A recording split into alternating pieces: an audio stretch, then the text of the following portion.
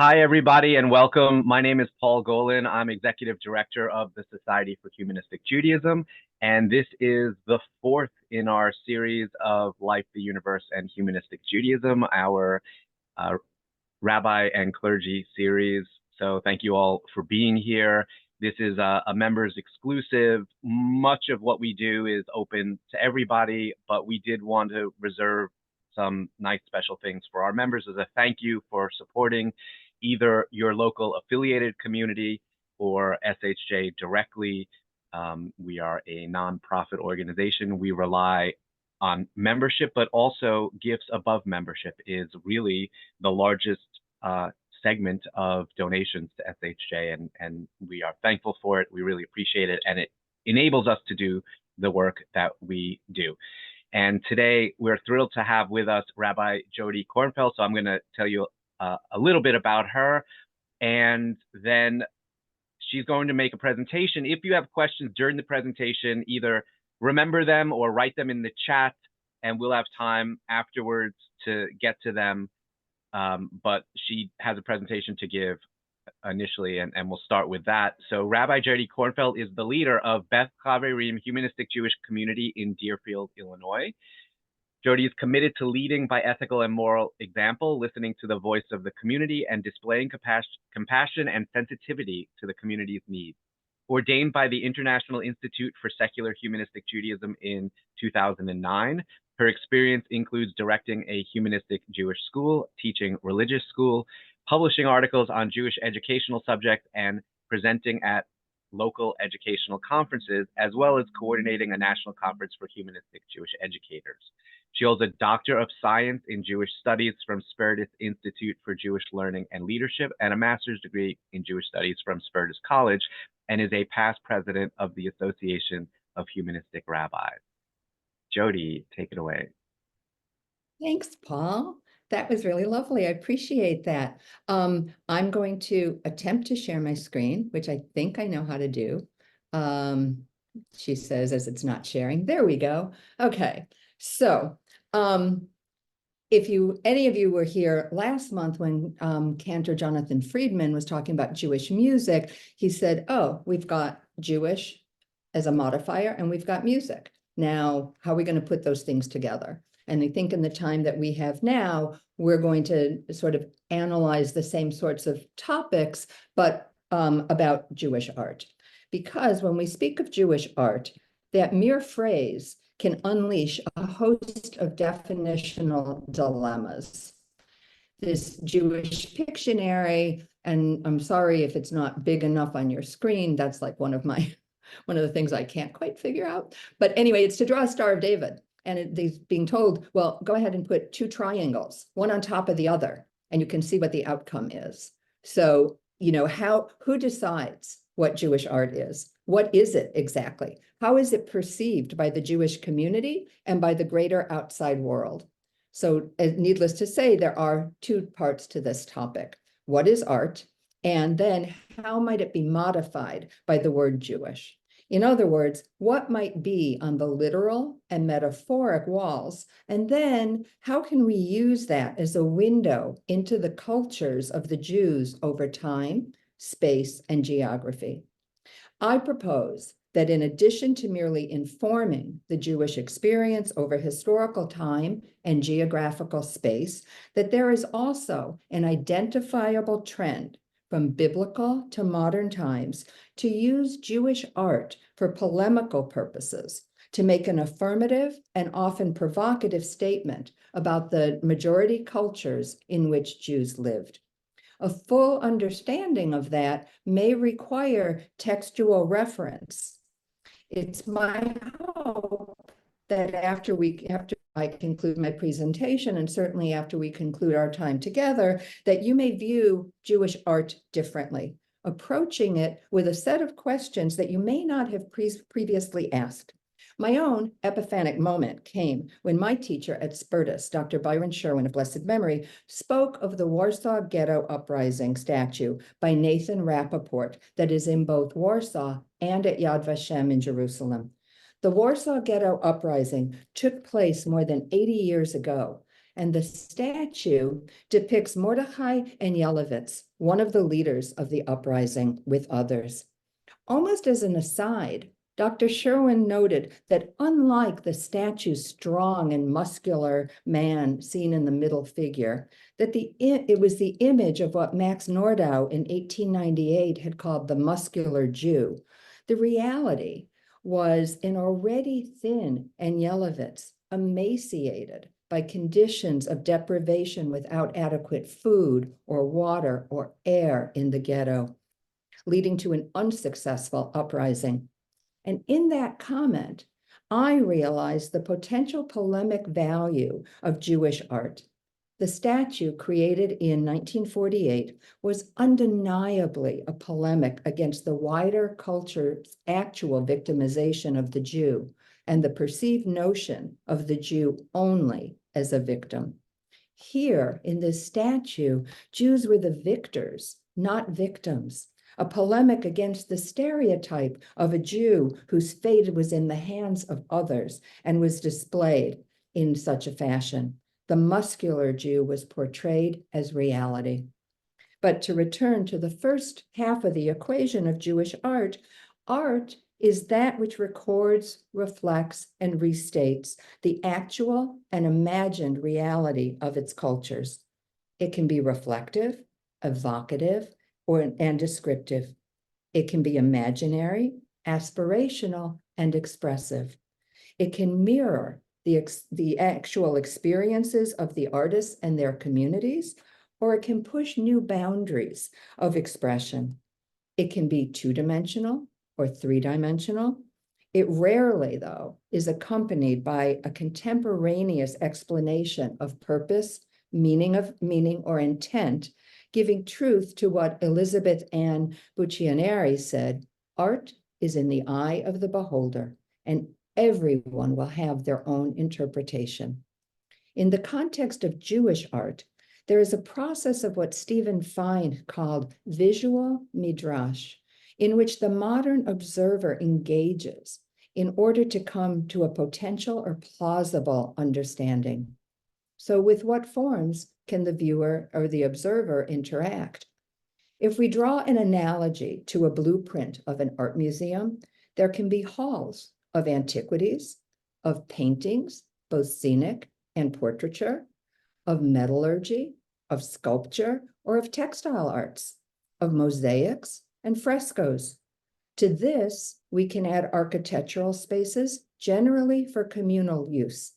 And if we curate some of these galleries Jewishly, we will find jewelry and ritual objects such as menorahs, candlesticks, Torah crowns, and even coins, Torah covers and wimples, illuminated or illustrated manuscripts in Haggadot, Machzorim, or Ketubot, the long-lasting stone of a tombstone, or the fleeting design of henna as a bride's adornment belong in these galleries, as do the paper ephemera of posters and placards. So you see, we have a very full museum indeed. So then, how do we define Jewish art?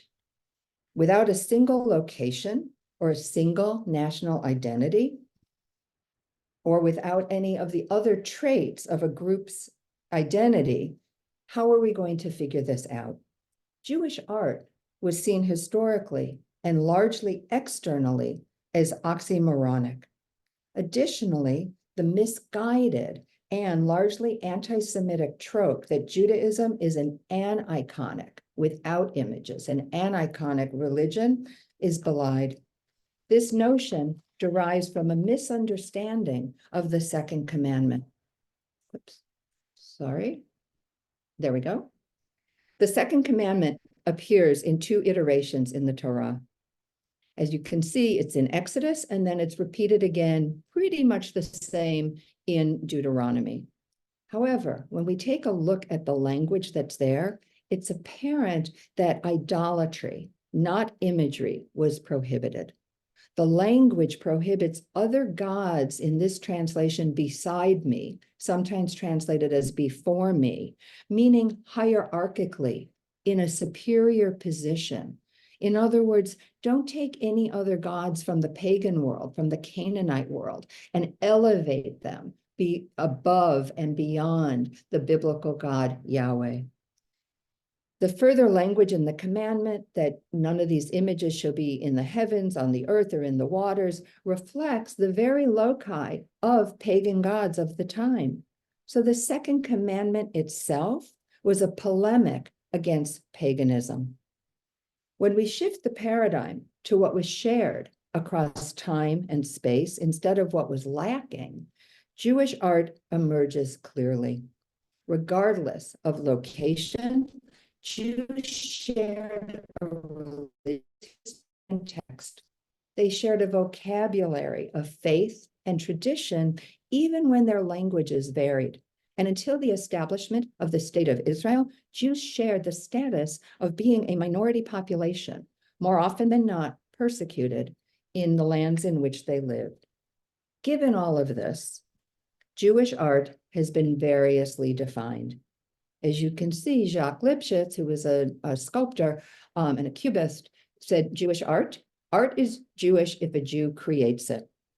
And Marc Chagall, probably the most famous of Jewish artists, said, if a painter is Jewish and paints life, how can he help having Jewish elements in his work? But if he's a good painter, there will be more than that. The Jewish element will be there, but his art tends to be universal. Or more specifically, I think we can say that Jewish art is part of the cultural output of the Jews anywhere, at any historical time, regardless of style, method, design, or purpose. It's the context that matters. So such a definition allows for the importation of decidedly non-Jewish elements, those things that are not indigenous to the Jewish tradition, in an act of what Katrine Kogman-Appel calls cultural borrowing, and when carried to extreme, what Ivan Marcus calls cultural resistance. The former, cultural borrowing, references a form of acculturation, whereby the minority Jewish population looked to and borrowed non-Jewish pictorial sources and visual languages in order to translate them into a Jewish visual language. An example of this would be Islamic geometric or floral designs that were frequently used to adorn the ketubot or marriage contracts of Jews living in Muslim lands. This particular one is Iranian, and as you can see, the border, it's floral, it's geometric, it's not going to have any human figures, reflecting how Islam construes their prohibition against human figures. The latter, cultural resistance, is cultural borrowing for the express purpose, though, of defying and undermining that which was borrowed, as we'll see in a few minutes. Cultural borrowing and cultural resistance both reflect the minority status of Jews and are important to understanding the relationship with the majority. Now, there are many ways that we can curate our imaginary Jewish museum as we look at what is on the walls and ultimately what we see through the windows. The suggestions vary in focus as there is necessarily an interconnection between them. We can move chronologically from biblical times to the present, from place to place. Such an exhibition would demonstrate that Jewish art has been created for millennia. We could create an exhibition by artist and look for the artistic and other influences on such an artist. The work of Moritz Oppenheim is illustrative. Oppenheim was a German Jewish artist who lived from 1800 to 1882, and he's been called the first Jewish painter of the modern era because he was the first to gain acceptance in the non-Jewish German society without converting and remaining religiously observant. His style was realism, whereby an artist depicts the subject matter, usually everyday scenes and people, as it actually is in all of its details, without idealizing, sensationalizing, or romanticizing. Between the 1850s and his death in 1882, Oppenheim created a series of 19 paintings that he called Scenes from Traditional Jewish Family Life. This painting is called The Wedding. The series is an example of Jewish genre painting, depicting a mood and a story. His goal was to preserve Jewish identity in its encounter with modernity and not be merely a nostalgic nod to a time gone by. Now, whether he succeeded or instead really did create a painting that waxes nostalgic is in the eyes of the viewer. However, the series itself is a window into the social and cultural context of the German Jewish community of the time. Jews, like him, could be good national citizens of Germany, assimilating into that culture without losing elements of Judaism or Jewish culture. We could further organize our collection by type and material used. Now, Torah covers are not generally examined as an exemplary ritual object, but they can nevertheless tell different narratives of different Jewish communities. We are most familiar with Ashkenazic mantles. Those are those sleeve-like sheaths that cover the scroll. Torah covers, though, in Italy, as seen here, are distinctive for their uniqueness, resembling skirts, not sheaths. They also, with this caplet that's sort of at the top, they bear a remarkable resemblance to the caplet and gown worn by the Pope. Now, whether this was out of deference as a sign of respect or an example of cultural borrowing through design appropriation, or meant to offer a commentary on the papal relationship with the Jewish community in Rome in particular, we don't know. But we can discern much about the Italian Jewish community, specifically the role of Italian Jewish women from the covers when they're viewed in a broader historical context and in light of other textual references. You see, Italy boasted a long tradition of luxury textile production made of silk, wool, and linen, with exceptional designs of floral and paisley patterns. The skill of embroidery became part of Italian women's education in the 16th century, shifting it from being a male skill. And these two conditions led to an unusual role for Jewish women, as evidenced in a textual passage in the Italian Shabbat morning prayer book. And it says there, "Bless every daughter of Israel who makes a mantle or cover for the Torah." As a parenthetical, when my congregation commissioned its Torah cover from an Israeli artist, a woman, apart from the design that we wanted, we explicitly asked that she embroider her name on it. In other words, that she sign her work. She asked why. She'd never been asked to do that before, to put her name on a Torah cover. But our narrative of the cover included the fact that too many women in the Bible, and indeed in Jewish history itself, go unnamed.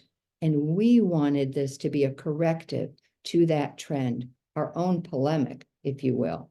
Her name is Miriam Ash. And so we arrive at the final way of understanding at least some significant examples of Jewish art, namely the subversive, the provocative, and indeed the polemical messaging expressed. When so used, it expressed points of view known to and understood by the Jewish community exclusively as a statement against elements of the dominant culture, and affirmatively as a statement of Jewish identity. As bookends on this premise, we've already seen that the second commandment itself was a polemic against the paganism and idolatry of the Canaanite culture from which Israelitic religion arose, and that the Warsaw Ghetto Uprising statue defied Jewish victimization by portraying a muscular Jew. So now let's look at a few examples that fill out the middle. Ancient synagogues from the late 5th and early 6th century were discovered in the 1930s. This image of a floor mosaic of the Greek god Helios from Beit Alpha in northeastern Israel and a similar floor mosaic at Sepphoris in the Lower Galilee have perplexed scholars for decades. Why is there a depiction of a Greek god in a synagogue? Now, various narratives have been offered, any of which can inform the viewer of the relationship of the Jewish community and the majority culture. It's been suggested that these mosaics served an important function in framing the Jewish calendar, merging the astronomical zodiac and the agricultural calendar. In this way, it would establish the time for rites and rituals, and it served more of a conceptual purpose. Or it may have been a decorative element of what Stephen Fine calls ancient linoleum, borrowed from the motifs of the day. But I suggest there was a polemical purpose to the depiction and the placement of the Helios mosaic. Provided with the cover of surrounding decorative mosaics, the Helios floor mosaic was a visual polemic against paganism. It was literally underfoot and walked on. It simply couldn't be an object of idolatry or worship, or I dare say, respect. This explanation is bolstered again when we look to a separate text, when we look at the text of Tractate Avodah Zarah 58b in the Talmud. Now, this tractate deals with idolatry, or literally foreign worship, and addresses the issue of walking on streets newly paved with the stones that had previously been consecrated to the Roman sun god Mercury, who was the counterpart to the Greek god Helios. The rabbis held that there was no possibility of idolatry and that the stones held no power. Designs on pavements simply were not prohibited. Read together then, the pagan god is treated as part of the floor, regularly subject to footsteps. This was a common decorative placement in the pagan world. So the true and polemical meaning would be understood only by the Jewish populace, precisely because of that Talmudic text with which they were versed. As we move forward in time to the medieval period, a time roughly from the 7th century to the late 18th century, we see the Jewish community interacting largely with Christian Europe, and the opportunities for cultural borrowing or appropriation and cultural resistance expand exponentially. It is in this time frame that illuminated, meaning illustrated, and illustrated, it gets the name illuminated because metallic paints or metallic dust was mixed with the paint, often gold. And so it would have this shimmer that would make it be illuminated instead of merely being illustrated. But it's this time frame when these illuminated manuscripts emerge. It's also an historical time frame of much anti-Semitism, in which blood libels arise against the Jews. The Black Death led to the accusation of Jews poisoning wells. Forced conversions of Jews occur during the Crusades and the Inquisition. Expulsions of Jews take place from countries including England, Spain, and Portugal. Now we see illuminated Haggadot created in a genre that's also sort of been called the first graphic novel. And it's mixing the story with the pictures. And in addition to Haggadot, there were illuminated Machzorim, prayer books. And of course, we know the role and the purpose of the Haggadah in the Seder. It is and was owned and used in a personal, familial setting. Illuminated versions likely were costly and perhaps commissioned, evidencing communities of wealth and higher socioeconomic status. The illustrations were educational and instructive. They were decorative. Still, though, any hidden meanings could be seen and understood safely by Jewish audiences, while couched in more broadly understood imagery and style of other Christian illuminated manuscripts.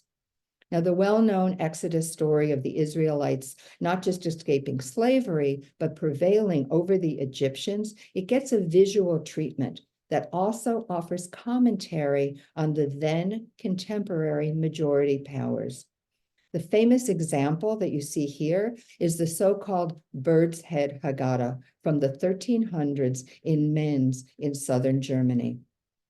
It shows the Egyptians, if you're looking at the right-hand picture, the Egyptian faces, they're the ones that are on the horses. The faces of the Egyptians are blank ovals, while the Israelites had birds' heads. There had been a school of thought that the blank faces and indeed the birds' heads was out of deference to the second commandment prohibitions on images. But Mark Michael Epstein offers a very different interpretation. The Egyptians, he suggests, were nothing, blanks, entirely disempowered, as was their king, the Pharaoh. And by implication, so was the Christian majority in Europe. In other words, the ubiquitous images proclaiming the superiority of Christianity and the power of Christians over Jews were literally reduced to nothing with empty ovals. The polemic message, though, doesn't stop there. The birds' heads are thought to be griffins that Epstein explains is a composite of a lion and an eagle that was pervasive in the Rhineland Valley from the 13th to the 15th centuries, used to designate holy and righteous men. Now, if we look at the picture on the left, we see these two figures, birds' heads, but they also have a hat known as the Judenhut that signifies a positive statement of Jewish self-identity in contradistinction to the legal requirement of headgear that was mandated in order to make the Jew identifiable to outsiders. And additionally, in this picture, the figures are shown making matzah. Matzah, of course, is central to the Passover Seder. Nevertheless, and perhaps ironically, it needed to be reappropriated in this time as a Jewish symbol and vested with a new or renewed meaning. In Eucharist theology, the matzah or bread from the Last Supper was reinvented and when eaten, signified taking the body of Christ into oneself for salvific purposes. With Christianity's assertions of superiority and the Eucharist's salvific efficacy, it came to represent what Michael Batterman has called the debasement and persecution of the Jews. The image here, as visual vocabulary, though, becomes what Epstein correctly calls a polemic against those messages. It shows how matzah is made in direct opposition to the blood libel that maintained that matzah was made from the blood of Christian children and what its purpose was. Similarly, in the Golden Haggadah from northern Spain in 1320, the Egyptians in the lower right quadrant, both quadrants, but in particular the lower right quadrant, are shown as Spanish knights. They're not Egyptians here, they're Spanish knights. Julie Harris has pointed out the polemic value of this image too. It demonstrates the message that the prevailing powers of the day have no real power over the Jews, or if they do, they can be overcome. The upper right-hand panel shows the part of the Exodus story when the Israelites, quote, borrowed from the Egyptians objects of silver and gold and clothing, thus they stripped the Egyptians. The spoils taken here are not Egyptian, but they're church vessels. The polemical overtones are present. Let me suggest that this is ever more so when these images are read once again in connection with three biblical passages that the Jewish community likely would have known, and which indicate that the taking of temple vessels was an indication of victory over those to whom the temple belonged. The analysis here needs the textual references. In 2 Chronicles 36:7, Nebuchadnezzar destroyed the temple and the temple vessels were taken. Likewise, in 1 Samuel 5, the victorious Dagon, king of the Philistines, is presented with temple vessels. And in 2 Chronicles 36, when the Jews were allowed to return to Jerusalem following the exile, they were allowed to take the temple vessels to return them to their rightful place. The medium of the illuminated manuscript was familiar to the wider Christian community and culture, though its message was not. The Jews of Aragon at the time needed emancipation because of increased economic restrictions and the blood libel accusations. And they would be victorious as shown in that first image. They would be free from the church as shown in the second. Significantly, the use of political messages in an illustrated Haggadah continued into the modern period with the Sheik Haggadah, illustrated by Polish Jewish artist Arthur Sheik between 1934 and 1936 in Łódź, Poland. In this illustration, the familiar 4 sons that we refer to in the Seder are depicted. The evil son in the upper left, because of his clothing, he's clearly a German, as Sheik is commenting on the rising threat and evil of the day. Now, as we move to the modern era in Jewish periodization, it's important to note that in art history terms, it appears as if we're skipping a rather significant time in Western civilization known as the Renaissance.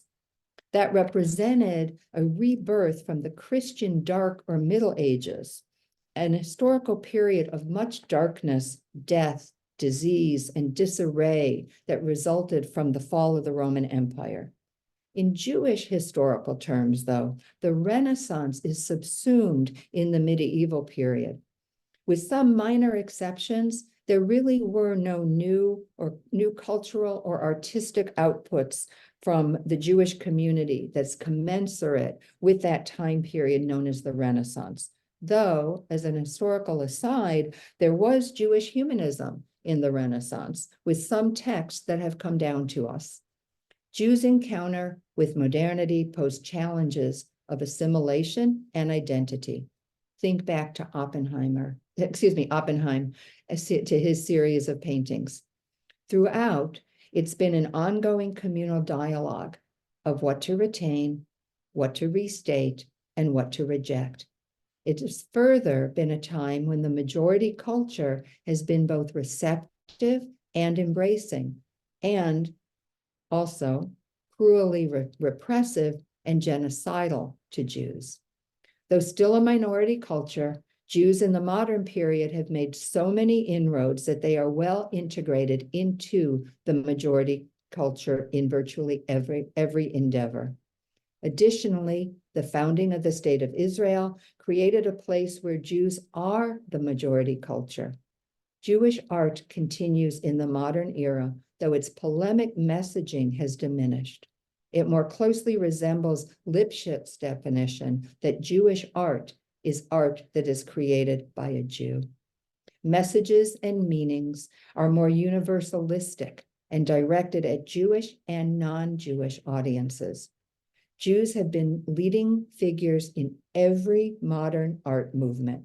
Impressionism, think Pissarro and Chagall. Cubism, think Modigliani and Lipschitz. Dadaism, think Man Ray. Abstract expressionism, think Mark Rothko. Pop art, think George Siegel.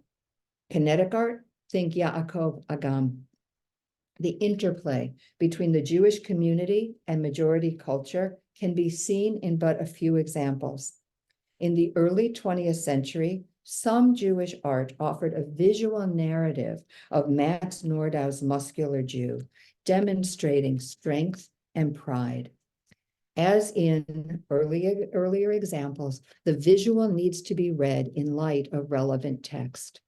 Nordau wrote, quote, "We will develop wide chests, strong arms and legs, a brave look. We will be warriors. What is lacking physically, we will develop through exercise.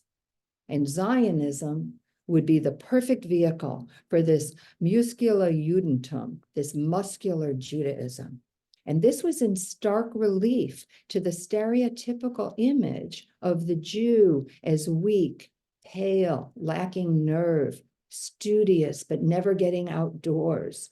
This particular picture, the image from Yuda Poetry by E.M. Lillian in 1905, shows an illustration of Samson as representative of this new Jew. The past becomes prologue as he reimagined the tradition for contemporary purposes. Lillian reached back to Hellenistic body ideals not previously depicted as Jewish.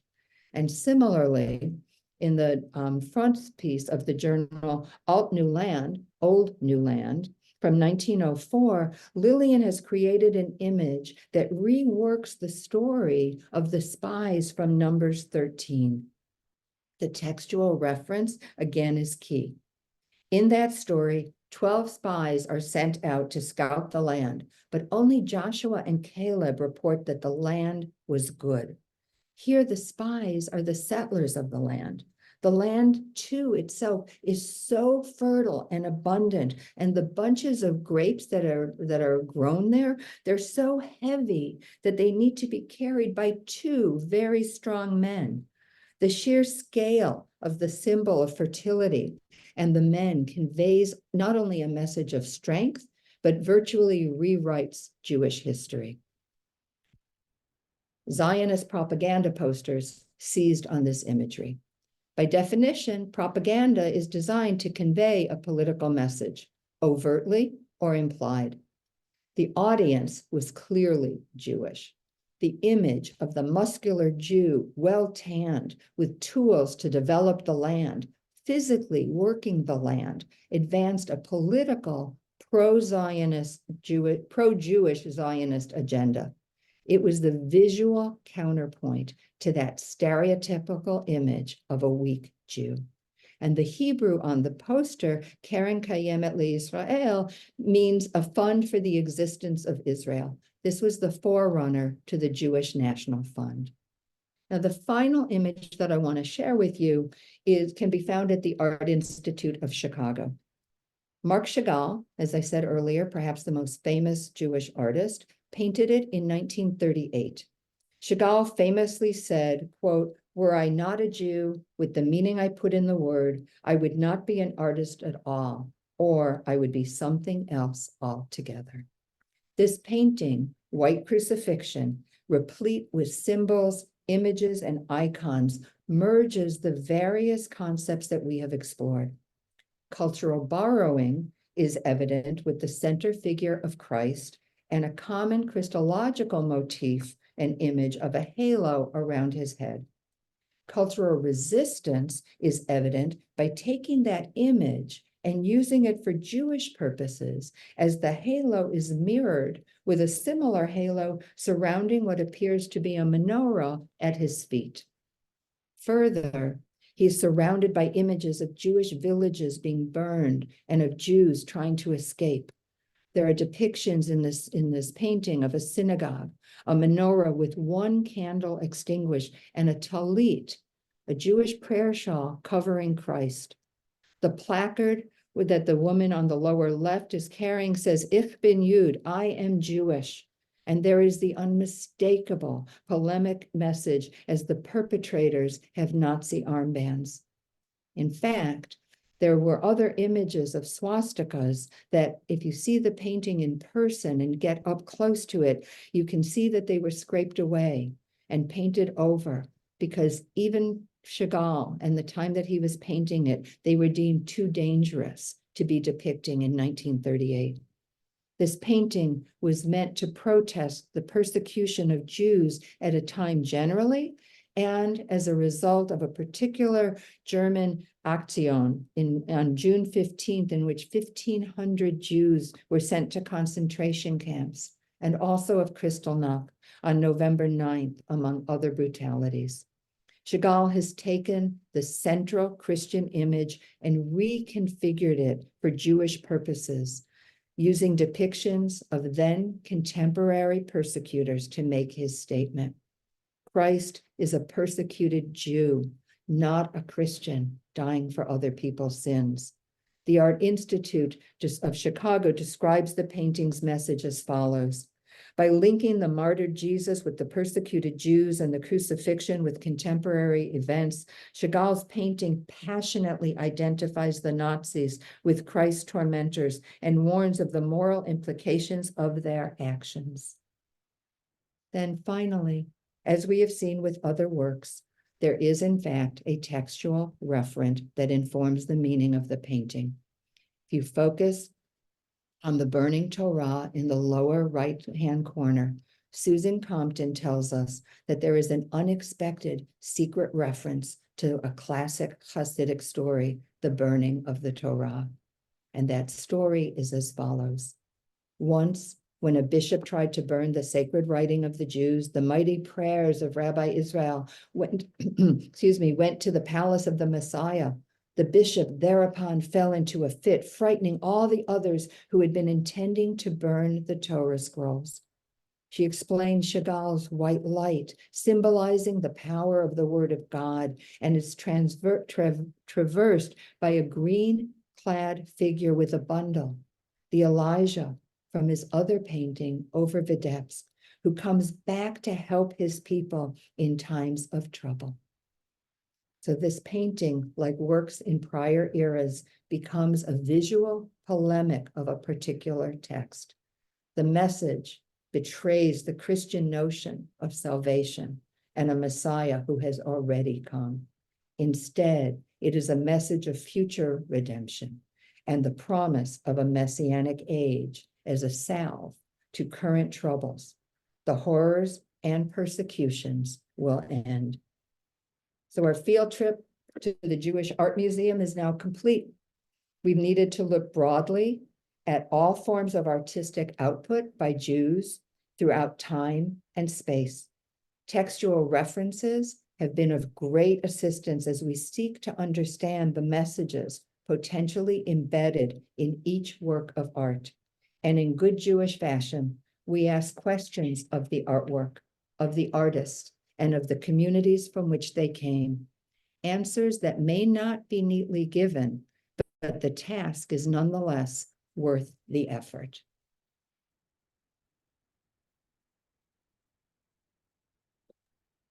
Wonderful. Thank you. That was deep. So if folks want to raise their hands if they have questions, anyone have a question? Raise your actual hand or your virtual hands, whichever.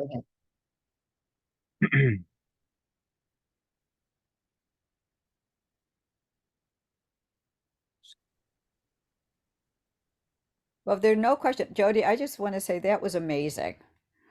Absolutely amazing. The amount of work and effort and what you taught me, I can't speak for anybody else, was just awesome. Really. Thank you, BJ. James. Yes, this is actually more of a practical question, but I missed you mentioned earlier that certain work was the first graphic novel, arguably, and I missed the title of that. What was that again? It was the notion that illuminated Haggadahs, illuminated manuscripts, and the Haggadah in particular, that told the story both with pictures and with words. The author's name is, I think it's Seymour Brod, B-R-O-D, in his book is Superman Jewish, suggested that these kinds of Haggadot were the first graphic novels. Oh, excellent, excellent. Well, thank you. I just missed the reference there, and I have that book, so I'll have to dig that out. Yeah, I could try and find the page again. I don't remember his first name, but that's all right. I can find it. I just had that. B-R-O-D. Okay. And this was a really good presentation. Thank you so much. Thank you. Barry? I just want to say that was wonderful. I really enjoyed that and was illuminated by it. And as I listened to you and watched, I kept thinking of people that I know whom I wished I had turned down to this particular presentation, and I want to know, was this recorded, and is it going to be available? Yes, we will Thank- post it to YouTube in a few days. Excellent. Thank you. Sure. Thank you, There's a Jodi. question. Sure. There's a question in the chat. What role does color use have in Jewish art, if any? So one of the places where we can take a look specifically at the intersection between Jewish artists and color would be with Impressionism, the time of Pissarro, because what ended up happening, technology changed and metal tubes were invented to have paint. And suddenly Jews could move outdoors and get away from a studio, from an interior space, the same as any other artist. And we start to see colors being used in that way. Other things would be a little bit more dependent on the technologies of the day.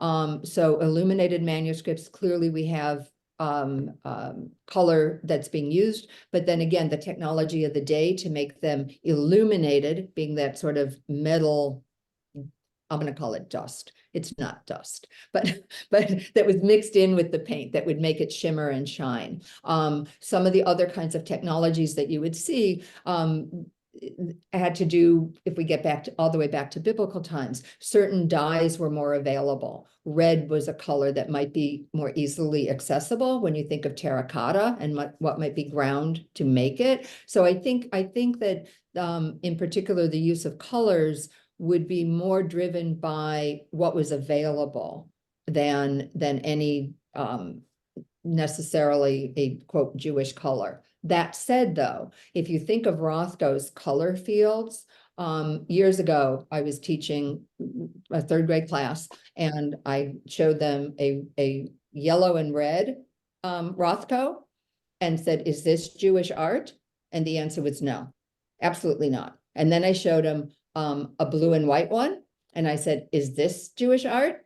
Uh-huh, this is Jewish art. And I said, really, why? Well, those are Jewish colors. And so, so talk about being in the eyes of the beholder. There you have it.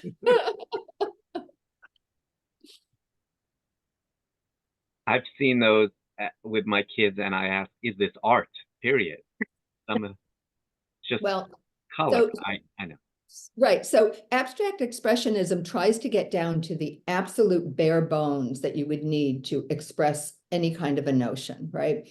When you then consider Rothko, in his upbringing, went to a cheder, sort of like a yeshiva for kids, right? A very strict Orthodox Jewish education. I find it so much less surprising then that he became an abstract expressionist, that this then was sort of his rebellion, if you will, against how to, he wanted to get down to something's essence. And again, if we're going to look at text, we can also look at an artist's background to inform what's going on. Yeah. I didn't know that, and that is helpful in looking at his art to kind of know that backstory. Mm-hmm. Other questions, anybody?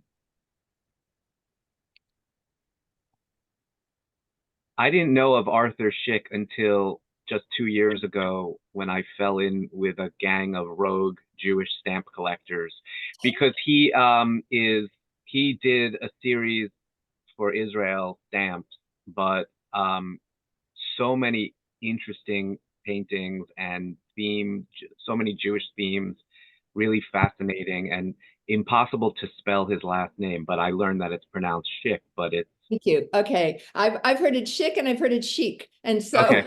All right. I've heard it Schick, but maybe I'm wrong. But yeah, yeah. and it's SZCYK, I think. Yeah. Yeah. Yeah. Yes. And So if folks going have on- never seen his stuff, Google it because it's great. It's really great stuff. Yeah.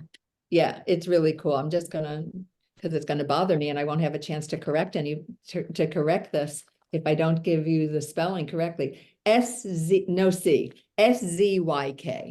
Now I Yeah. feel SCYK. right. SZYK had a stray C in there. So- Yeah. I was excited to learn about him. And also one of the thoughts I had during your presentation, and you kind of touch on it, but you know, there's always this debate around is it Jewish if it's made by someone who's Jewish? Like you didn't mention like Roy Lichtenstein, who I don't know if he did any Jewish themes in any of his work at all, and whether I don't know whether being Jewish had any resonance for him at all or not, but I know he was pretty big. And do you have any awareness of his Jewish connection? No, not much. When I was doing my master's work, before I did my doctoral project at Spertus on Jewish art as polemic. And I had done a separate about teaching Jewish art as part of my master's. And when I proposed the artist that I was going to do, I included Lichtenstein, and the professor, who was absolutely wonderful, circled it with a big question mark, like, is he even Jewish?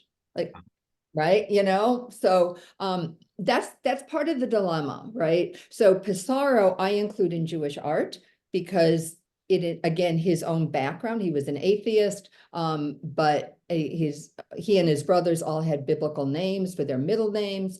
And then when he was a contemporary of Degas, and when Degas was making outrageous anti-Semitic statements, he led a group of artists against him. So his Jewishness was definitely a part of his life, even though his paintings were not. I then exclude, because these things, honestly, they can get arbitrary, right? That I exclude Rembrandt, who painted a lot of portraits of prominent Jews at the time. So is his art, his output Jewish art? Even though he wasn't Jewish, he was commissioned for this. You know, illuminated Haggadot often were commissioned and may have been produced by Christian artists, but they were commissioned by Jews to be used for a Jewish purpose. So again, sort of blurry lines a little bit. But Lichtenstein, no, I have not seen a lot of that. But again, you could include him under pop art. Yeah, as a leader in pop art. Right. And what the other thought I had was, you are very much taking an approach to art from a kind of high art and not low art, because when I think of great Jewish artists, I think of Jack Kirby, and I think of almost all of the great comic book artists from the mid 20th century were Jewish. Almost all, not all of them. The top award in comic book art is named after Will Eisner, you know, so there were tons of Jews, and they did sprinkle in Jewish themes in their art pretty regularly.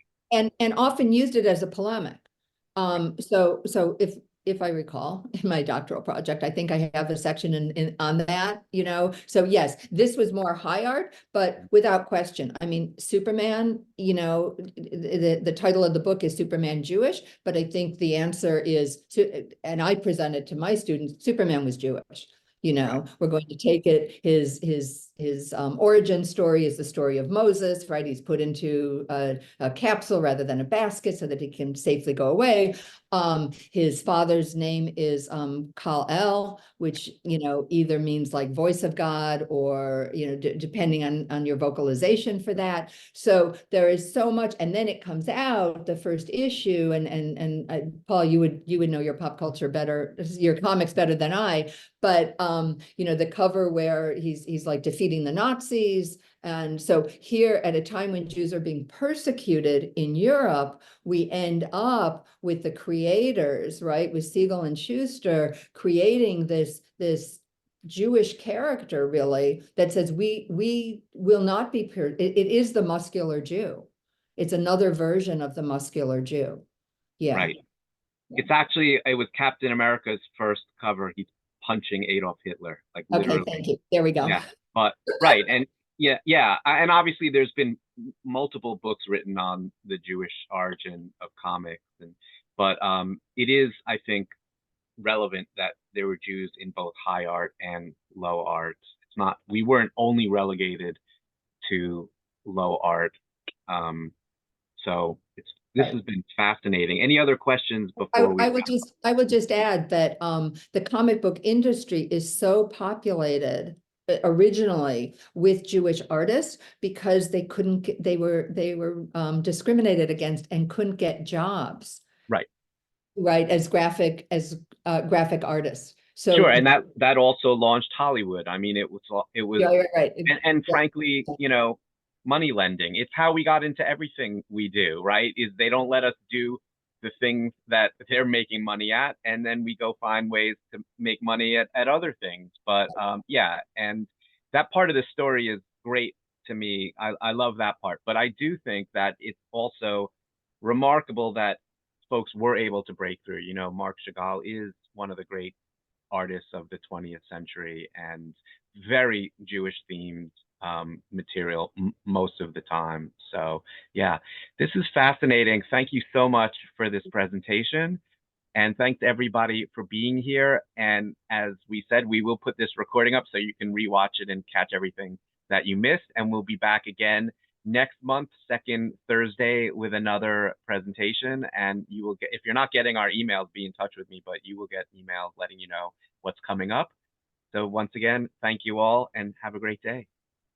Thank you. Thanks.